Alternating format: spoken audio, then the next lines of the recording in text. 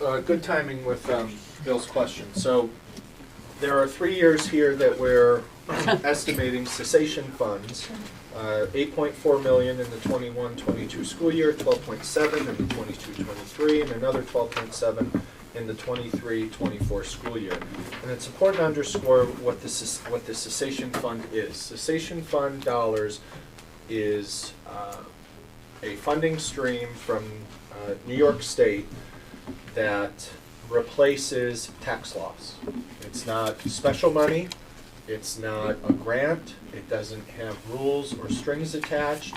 You can't use it for certain programs or others. It is to replace and to lessen the burden on the taxpayer so that you don't have huge spikes in property tax increases all of a sudden. The reason that right now there's only 3 years of cessation fund being budgeted, Bill, is because that's all that's in the fund right now in New York State. And so we can't budget for 8 years of cessation fund when the fund will expire at the end of the 2024 school year because of the current balance in it. And I'll talk about that. I'll talk about that right now. So I've talked a lot about the cessation fund over the last number of years. When we began this process with Indian Point closing, we did not know that this fund even existed, and when we learned about it, it certainly improved our scenario and our outlook. But it's also important to underscore that the cessation fund is not to replace every single tax dollar. It is not a one-to-one replacement. It's to lessen the burden. It's to level the amount of increases to make up for lost revenue, or in this case, lost tax revenue. So it never was intended to be a one-to-one replacement. The slides I have here are not mine. They're from members of the New York State government that presented 2 Thursdays ago at our Indian Point Closure Task Force meeting. So these are cut and paste.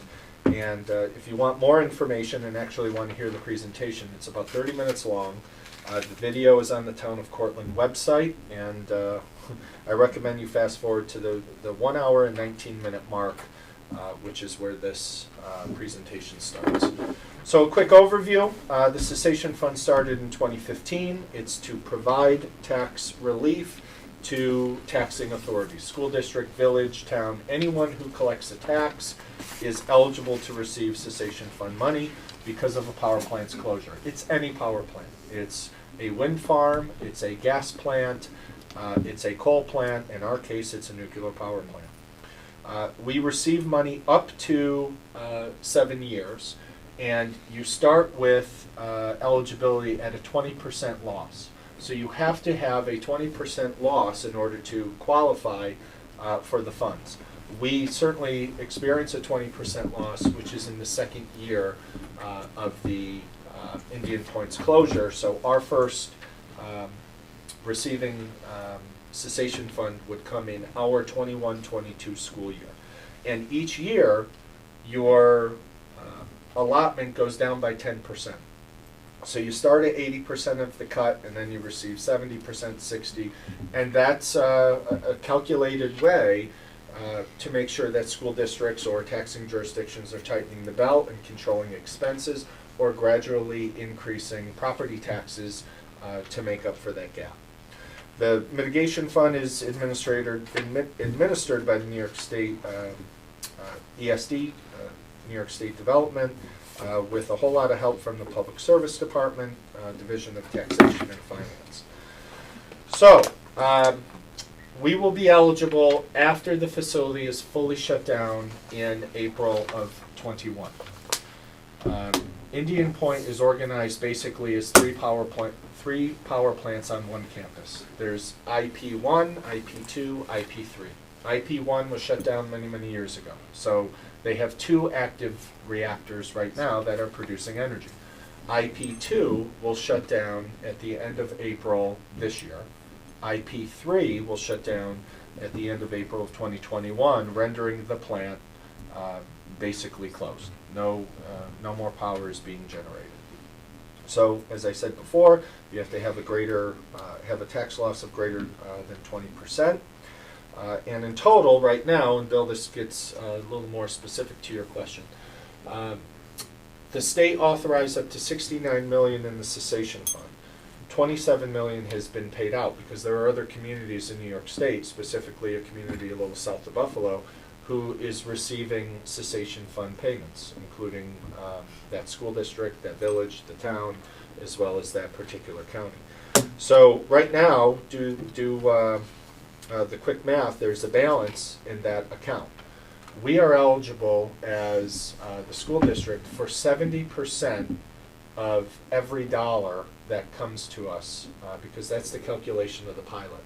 All right, so we basically collect 70% of all taxes to run our school district.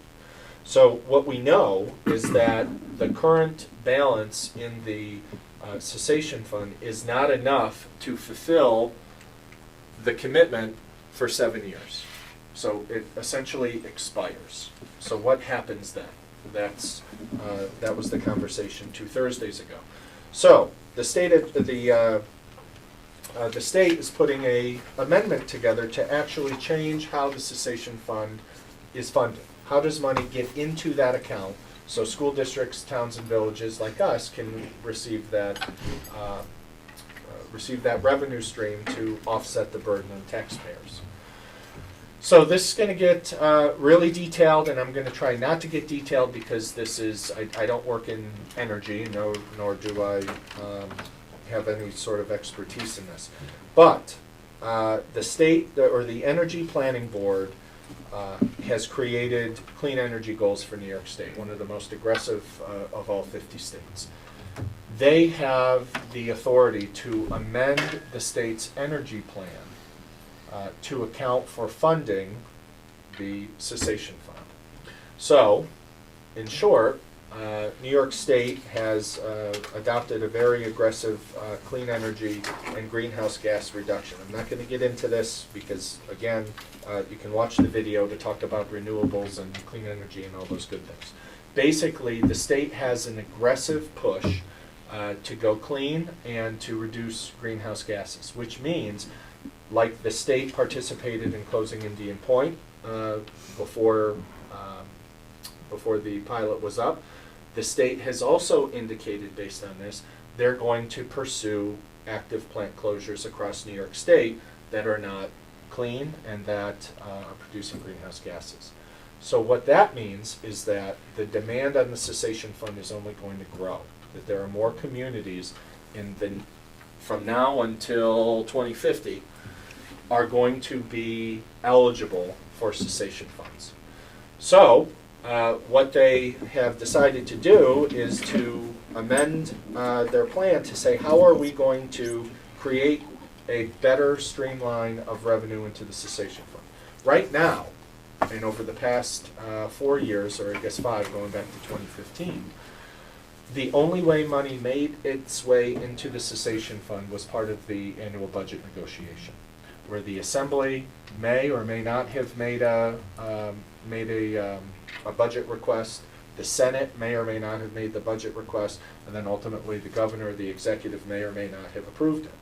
Since Indian Point announced its closure, more than $34 million has been added to the cessation fund, because at that time they knew with great specificity how much cessation fund money would need to come to the district, the town, the village, and the county. But what they realized is that the mechanism of adding money to the cessation fund should not be political. All right, and it was. We had a big press release in March of 2018.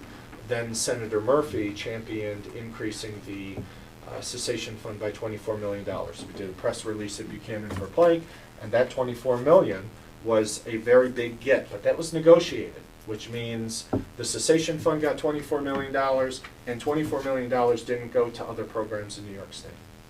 So what this group is doing, what the Energy Planning Board is trying to do, is to create a guaranteed permanent mechanism of funding that takes politics and the annual negotiation out of it.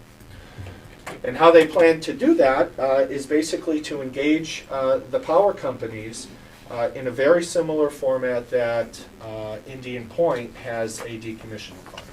that if you run a nuclear power plant in New York State, while you're running the plant and while you're creating energy and while you're selling it on the market, you also need to be planning your decommissioning or your closure.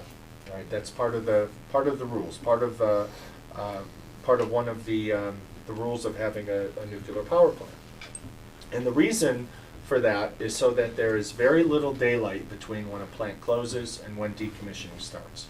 Because the greater the amount of time between Indian Point closing and a company, Holtec or you name it, the more time between closing and starting decommissioning, you actually have a textbook definition of a nuclear wasteland. You have spent nuclear fuel on property that is decaying, that is not being actively decommissioned or taken apart. And the way decommissioning works, the best analogy I can give is it's basically taking bricks and mortar of the nuclear reactors, taking it down brick by brick or like Legos. The quicker that process happens, there are some benefits, but certainly there are some environmental and safety concerns about going too quick. But what the energy plan amendment is suggesting is that the onus of contributing to the cessation fund should come from those companies and not an annual budget negotiation. And so it creates a permanent structure where the Energy Planning Board has a really good idea of what plants are offline, what plants are going to be offline, and how much money, cessation fund money, do they qualify for, and make those adjustments with the existing power companies so that they pay into that fund, like a decommissioning fund. So the money is there, so all the money is there when the communities need it, all right, as opposed to right now. Exactly what Enrique said. What we know right now is if we fast forward to 2022, we'll only have 3 years of cessation fund dollars, which total around 34 million. What we're eligible for is north of 65 million. So it's in our interest to make sure that the Energy Planning Board finds a different mechanism of funding the cessation fund so that we can get all $65 million and not just the 34 that's already in the bank. So how do you do that? And again, this is part of their presentation. They have a public comment period, which is here. You can register your comments at energyplan.ny.gov. There'll be a couple meetings, one in the city in early March and one in 2 weeks in Albany. And then the planning board will convene as soon as early spring to say, okay, what are the comments? What have we heard and what adjustments do we want to make? So there are 3 public comment opportunities with regards to Indian Point. But what we are most interested in is this middle one. This is how you can weigh in on your thoughts of basically why current energy companies should be paying into that fund as opposed to taxpayers. Because if if the cessation fund is getting $24 million, some state agency didn't. And the lawmakers met with this group and said this is not a good way of doing business. It actually pits lawmakers against each other, it pits part of the state against each other, because Westchester legislators are demanding more money for the cessation fund for an issue that affects basically a 5 mile radius, right? The taxing jurisdictions. So to take politics out of it and to take the negotiations off the table, the Energy Planning Board is trying to create a different funding mechanism similar to how nuclear power plants or Indian Point puts into their decommissioning fund, to make sure that the money is there when communities need it, and we are one of them. So certainly we're going to try to attend these meetings and make our public comment known on behalf of the organization. If any board members want to make a public comment, or any community members, we're going to push this out on Friday. We'll have the website of where to go, and it can be as simple as cessation fund money for a community who had a power plant close abruptly like we did, should not be subject to politics and should not be subject to negotiations between Democrats, Republicans, and a governor. That there should be a different stream that the industry pays for because New York has some lofty goals. So it was really important to underscore this process because this is new. And we have been asking for this for a number of years since we understood the power and the opportunity the Cessation Fund uses. So register your comment. Those comments are due, looks like March 8th, and then that planning board will meet in early spring. So this is the newest moving part in our financial forecast that Enrique shared. It would be completely irresponsible for us to provide a multi-year revenue and expense projection with this great of an assumption, with a $30 million assumption. It would be absolutely irresponsible. So what he shared is what we know currently. If the planning board makes the adjustments and has in law that every community will be eligible to their maximum allotment, that spreadsheet Enrique shared will change, and some of those numbers will change that will benefit our community much more.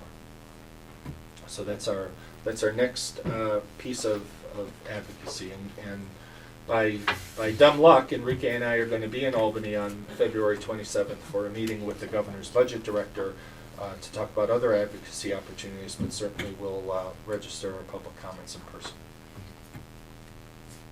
So I would certainly take questions. I probably won't be able to answer them as thoroughly as the gentlemen who presented at that meeting 2 weeks ago, but the link to the video is right on the Town of Cortland's website, and I recommend fast forwarding to 1 hour and 19 minutes to hear some of the specifics.